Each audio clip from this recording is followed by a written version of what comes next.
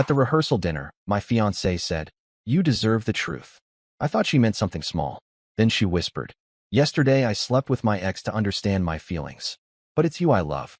The night was supposed to be perfect. I had spent months making sure every small detail of the rehearsal dinner went right. The string lights, the white tablecloths, even the playlist softly looping in the background. The air smelled of grilled salmon and wine, mixed with laughter that carried through the courtyard of the restaurant. Everyone was there, her parents, mine, our friends from college. The two families meeting, bonding, joking about how, finally, the wedding was happening. Amber looked radiant. I remember noticing how she seemed to glow under the dim amber lights, her hair done just enough to look effortless. But something about her eyes felt off. They didn't land anywhere for long.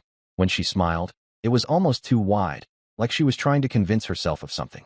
During the speeches, her father went first, some standard, heartfelt dad talk. Then my brother cracked a few jokes. Everything was perfect until Amber stood up with her glass raised and said she wanted to say something too. I assumed she was just nervous, maybe planning to thank everyone or embarrass me with some funny story. Instead, she started with, "Nathan deserves the truth." The room went still for half a second before laughter broke out again. Everyone assumed it was part of a joke. I smiled weakly, waiting for her to continue. But then her hand trembled slightly. I noticed her knuckles whitening as she gripped the stem of the glass. She turned her head toward me and whispered, low enough that only I could hear, "Yesterday, I slept with Trent. I just needed to understand how I felt. But it's you I love." I felt my heartbeat shift, like a wire snapping inside my chest. For a moment, all I heard was the echo of forks clinking and people laughing, still unaware of what had just been said. My mind didn't process it all at once. It was like my body shut down and everything slowed, her lips still moving, her hand on my arm, eyes searching for forgiveness in real time. But I didn't flinch. I smiled, nodded, raised my glass, and kissed her forehead like nothing had happened. The people around us clapped, assuming it was just some emotional couple moment. My brother shouted something about how these two are disgustingly cute. And that was it. The night continued as if she hadn't just ripped something out of me. When dinner ended, she came to hug me from behind as we walked to the parking lot. Her breath smelled like the cheap wine she'd been drinking too fast. "Can we talk?" she whispered. I turned. My voice came out calm, almost detached. "Sure." Behind the restaurant, near the dumpsters, she started explaining, justifying, that she had run into Trent accidentally 2 weeks ago, that she needed closure, that she wanted to be sure before marrying me. Each sentence made less sense than the one before it. The way she spoke sounded rehearsed, like she had been building this script in her head, preparing for the damage she knew was coming. I asked her one thing. Was it just once? She hesitated. That pause told me everything I needed to know. I nodded, said nothing else, and walked away. Her voice cracked behind me, calling my name, saying she messed up, that she didn't mean to. But I didn't stop. The night was cold, and the air burned my throat. When I reached the car, I sat there for several minutes, gripping the steering wheel, trying to make sense of the reality I had just stepped into. The world outside looked blurry through the windshield. The restaurant lights reflected like distant stars. I drove aimlessly, ending up near the edge of downtown where Trent lived. I knew his building, a 3-story red brick complex with an auto shop below. He had been her high school boyfriend, the kind of guy who peaked at 19 and never recovered. I parked across the street. His window was lit. Then, like some cruel confirmation, Amber's car pulled up 10 minutes later. She got out quickly, checked her phone, and disappeared inside. I sat there for half an hour, just watching that window glow faintly against the dark. My mind wasn't racing. It was strangely clear. The rage I expected never came. It was replaced by something sharper, something patient. When the lights in the window went out, I drove home. I didn't sleep that night. I sat in the kitchen with the lights off, staring at the empty coffee cup in front of me. I thought about every conversation we'd ever had, every time she had asked for understanding, every time she said she hated lies, every time she claimed I was too logical. Maybe she was right. Maybe logic was my curse. Because now, all I could think about were the logistics of her betrayal. When she found the time, where, how long she'd been lying. By sunrise, the shock had solidified into something colder. I didn't text her, didn't answer her calls. I went for a run instead, passing through streets still quiet from the night before. Somewhere between the steady rhythm of my breathing and the slap of sneakers on pavement, I made a decision. I wouldn't shout, break things, or make a scene. That's what she expected. She needed chaos to feel in control again. I wasn't going to give her that. The next day, she showed up at my place. Her hair was a mess, makeup smeared, eyes red from crying. She started with the same script. She didn't mean to. She was confused, It was a mistake. I listened. Every word sounded emptier than the last. When she said she wanted to make it right, I simply asked, "Did you sleep at his place last night too?" Her silence was the answer. She collapsed onto the floor, crying, saying she'd end it, that she wanted to fix everything before the wedding. She promised to cut all contact, to prove she still loved me. I remember walking to the window, watching cars go by outside. It was strange. I wasn't angry. I just felt detached, like watching someone else's life play out. I told her she could leave her key on the table. She begged me to listen. I told her I already had. When she finally left, I stood in the quiet apartment surrounded by the remnants of the life we had planned together. Invitation cards on the counter, a half-packed suitcase for the honeymoon, the ring box still on my dresser. I opened it, stared at the diamond, and felt nothing. But later that night, something inside me clicked. I realized I didn't want to just walk away. I wanted her to understand what she had destroyed, not through yelling, but through the slow dismantling of the world she thought she controlled. So I started paying attention to every detail she had overlooked. Her bank app still logged into my tablet. Her email auto-filled on my laptop. The shared cloud folder where she stored wedding photos. And hidden there, old screenshots of messages with Trent. That's when I found the real timeline. The affair hadn't started yesterday. It had been going on for months. While she was visiting her mother, while I was closing a deal in Chicago, even while we were ring shopping. She hadn't slipped once. She had lived a double life with careful precision. I sat there in the dark, reading their messages, feeling something heavy settle inside my chest. Each line wasn't just betrayal, it was planning. She told him things about me, things meant to humiliate. She said I was predictable, safe, the kind of man women settle for when they're tired of passion. She joked that marrying me was her practical choice. And yet, she was planning to go through with it, smiling for photos, wearing white, holding my hand in front of hundreds of people. That was when the idea came. Not a single moment of revenge, but a process. A quiet, methodical reversal. I wouldn't destroy her publicly. I'd let her destroy herself, piece by piece, until the only thing left was silence. The next morning, I texted her. "Let's talk. Come by tonight." She responded instantly, hopeful, relieved. Said she'd bring dinner, that she'd do anything to make it right. When she showed up that evening, she hugged me so tightly it almost made me forget what I knew. Almost. We ate, talked about starting over. She cried again, promised she'd be better, promised she loved me. I nodded, pretended to believe it. And as she sat there smiling through her tears, I quietly made a mental list of every piece of leverage I had, every shared account, every expense I'd paid, every document with her signature. By the time she left that night, I had already decided what needed to happen. She thought forgiveness meant I still loved her. In reality, it meant I needed her to relax long enough for me to take everything back. And I would. The following weeks felt like walking through a movie I'd already seen, but this time I knew the ending. Amber was desperate to act like things were normal again, clinging to routines as if repetition could erase the truth. She texted good morning every day, left coffee at my door, sent long messages about how we're stronger now. I responded just enough to keep her calm. I kept my tone steady, neutral, forgiving. That's what made it work. The more patient I was, the more she believed she had fixed it. And the more she relaxed, the easier it was to rebuild the image she wanted to believe in. 2 weeks later, she invited me to brunch with her parents. They were cheerful, relieved that we had worked through it. Amber played the perfect fiancé again, touching my arm, laughing too loud, acting proud of our resilience.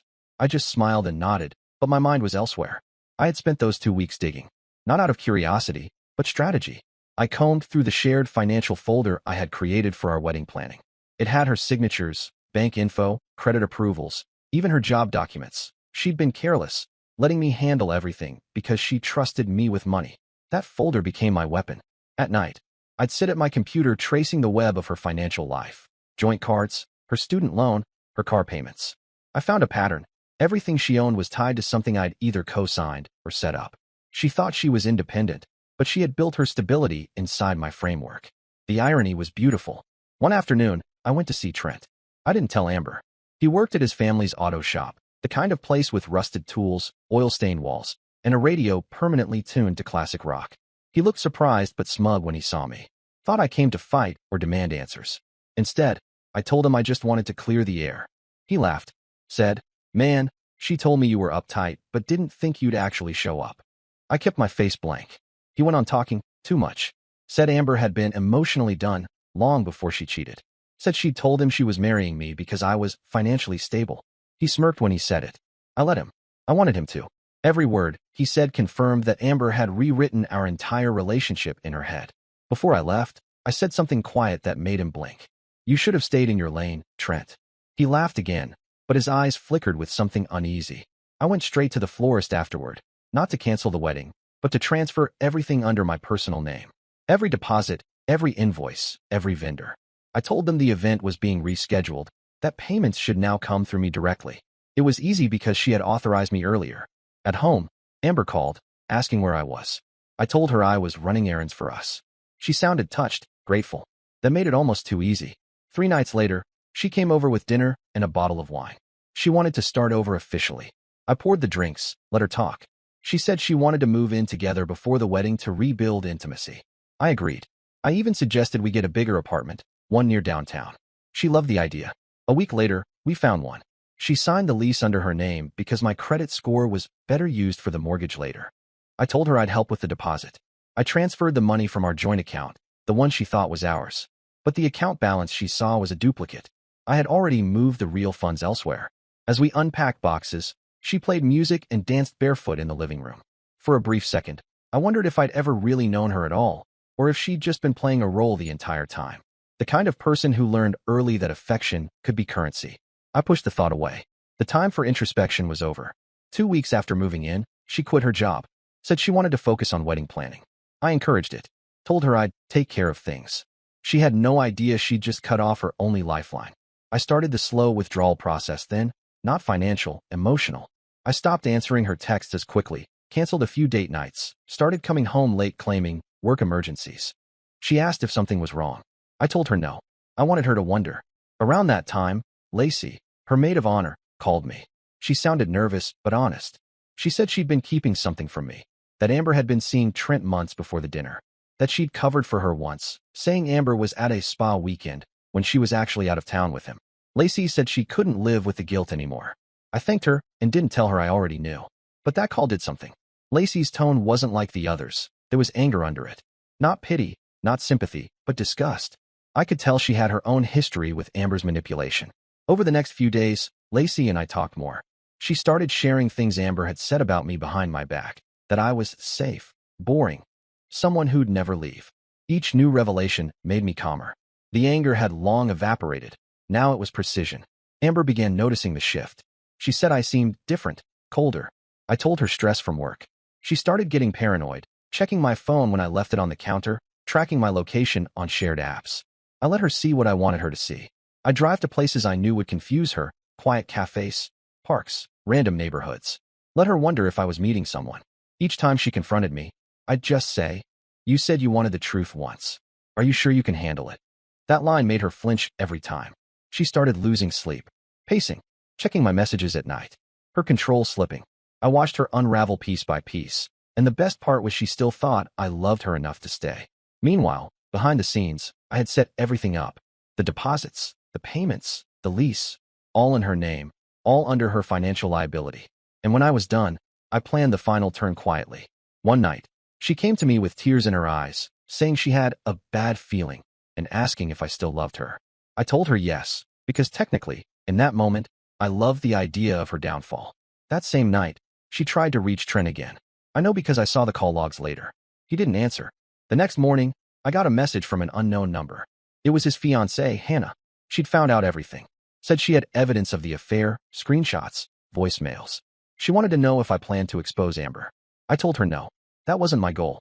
I wanted something quieter, more permanent. By the end of that week, Amber's job reached out to her.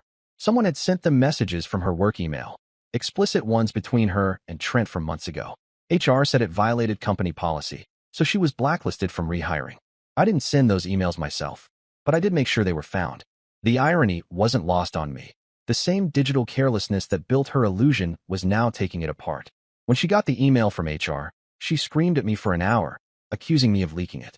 I didn't deny or confirm anything. I just said, "You're the one who wanted honesty. The universe has a way of giving it back." She broke down again. But this time, I didn't comfort her. I went to bed. By the next morning, she was silent. The house felt heavier. I could tell she was starting to feel it, the quiet shift, the balance turning. She didn't know how deep it went yet, but she would soon. Amber started waking up earlier than usual, pacing through the apartment, phone glued to her hand.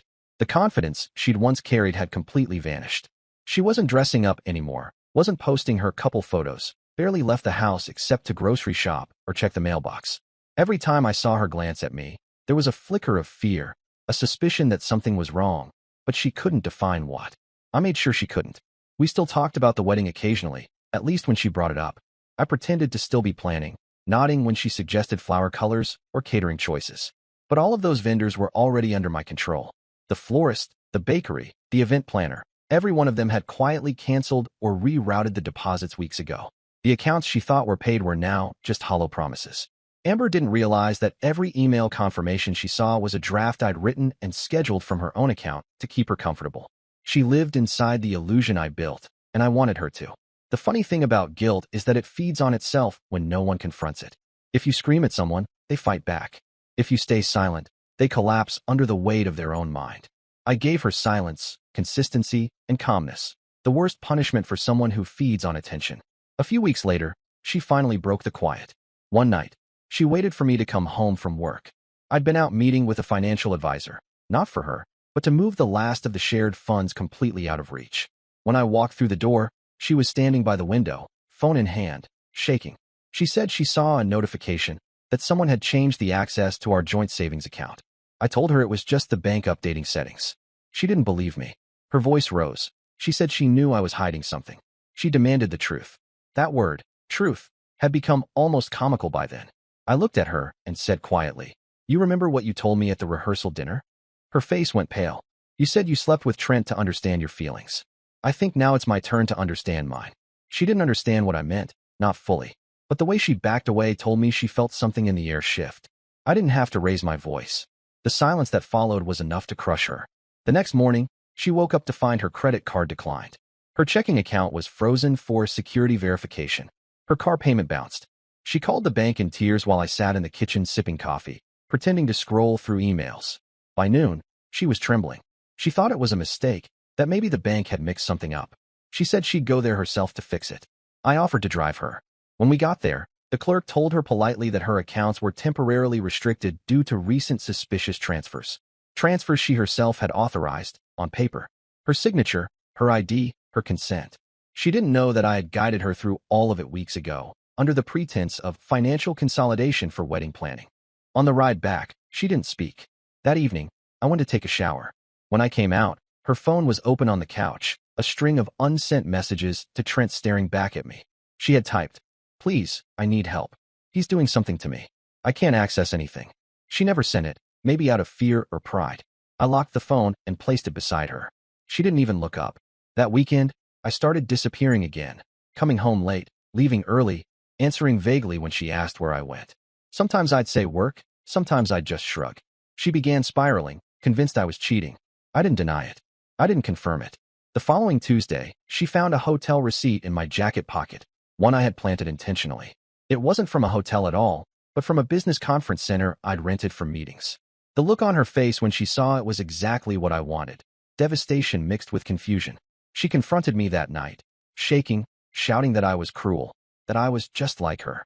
I let her rage until she exhausted herself, then said, "No, I'm not like you. I don't lie to feel alive. I just tell people what they need to hear." Her knees gave out. She sat on the floor, sobbing into her hands, saying she didn't mean to ruin us. I left the room. Over the next few days, I let the silence grow until it filled every corner of that apartment. The only sound at night was the hum of the fridge and the occasional creak of the walls. She couldn't take it anymore. She started trying to fix things, cooking breakfast, writing apology notes, suggesting therapy. But every gesture felt mechanical, desperate. She wasn't doing it because she cared. She was doing it because she was terrified of losing her comfort. That's when I decided it was time. On a rainy Thursday morning, I packed a small bag, took the keys, and left. I didn't say a word. I turned off my phone halfway down the highway and kept driving. No destination, just distance. I stopped at a diner 2 hours away, had breakfast, and checked my email. The notifications were already pouring in. Amber had called me 17 times, texted 34. By afternoon, I went back online. Her messages had changed tone completely. The first few were angry, then pleading, then panicked. When I finally returned home that night, she was sitting on the couch in the dark, clutching her phone. She looked smaller somehow, like the walls had swallowed her confidence whole. She whispered that she couldn't take it anymore. She said she'd do anything, Just please stop whatever I was doing to her life. I sat down across from her and said calmly, I'm not doing anything. You're just watching everything you built crumble. I'm just making sure you see it happen. She started crying again, asking what I wanted. I told her I didn't want anything. Not her, not revenge, not closure. Just balance. The next day, the power went out. Not for the whole building, just our unit. I'd called the utility company the week before and transferred the account back to her name only. She hadn't paid the last bill. That night, she slept on the couch, wrapped in a blanket, phone flashlight flickering across the walls. I watched her from the doorway, not with satisfaction, but with the strange emptiness of someone who'd finally run out of anger. The next morning, I left for work and didn't come back.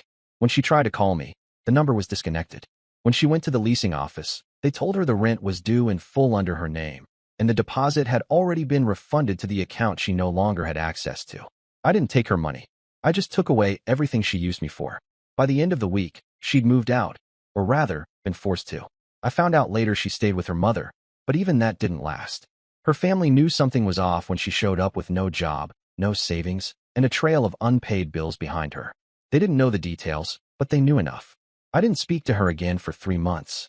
During that time, I rebuilt everything she'd tried to take from me, quietly, efficiently, without her shadow attached. When she finally reached out again, it was through an unknown number. The message was short. I don't understand how you could do this. I told you the truth. I read it once, then deleted it. Truth had never been her problem. Consequence was. It's strange how quickly peace settles in once you stop pretending to save someone who doesn't want saving. The silence that used to feel heavy now felt clean. I woke up early again, went for runs, answered calls from clients, cooked breakfast without feeling like I had to listen for footsteps in the hallway. There was no more perfume lingering in the apartment, no constant hum of explanations waiting to happen. Just quiet, deliberate, absolute quiet. I didn't block Amber's number, though. I wanted her messages to come through. They started as long apologies. Pages of text about therapy, forgiveness, second chances. Then they turned bitter. She accused me of emotional abuse, of ruining her stability. I didn't reply. Eventually, her messages turned to silence too. That was when I knew she'd finally begun living in the reality she built. 2 months passed. I moved to a smaller apartment on the other side of the city, closer to work, minimal furniture, no reminders of her. One evening after a meeting, I stopped by a small cafe. The place was quiet except for an old jazz record playing softly in the background. That's when I saw Lacey. She was sitting by the window, typing on her laptop. When she noticed me, her eyes widened. We hadn't spoken since the fallout. I walked over, and she stood, smiling, an honest, cautious smile. She said she'd heard rumors about the breakup, but didn't know the details. I told her just enough, that the engagement ended before the wedding, that I was doing fine. She nodded, said she wasn't surprised. Then she told me something I hadn't expected. After Amber's meltdown, she tried to help her, offered her a place to stay. But Amber turned it into a war. Blamed Lacey for poisoning our relationship. Claimed she'd seduced me behind her back. Lacey laughed bitterly when she told me that, but I could tell it still stung. Amber's last weapon had always been accusation. We talked for hours. For the first time in months, I wasn't guarded. Lacey had a calmness about her, direct, unpretentious. When I dropped her off that night, she said softly, I'm glad you got away before she destroyed you. I remember thinking how different that sounded from sympathy. It wasn't pity, it was understanding. The next day, I got an email from my old landlord. He said someone had come by asking for my new address, a woman with blonde hair, who claimed we still had shared property. I didn't have to guess who. I called the building office where Amber had lived, and they said she'd left weeks ago, owing 3 months' rent and skipping the last payment. That same evening, a message came in from an unknown number. It was a photo of Amber standing behind the reception counter of a small day spa. The caption read, She's working here now. The sender was Lacey. She'd run into her by chance.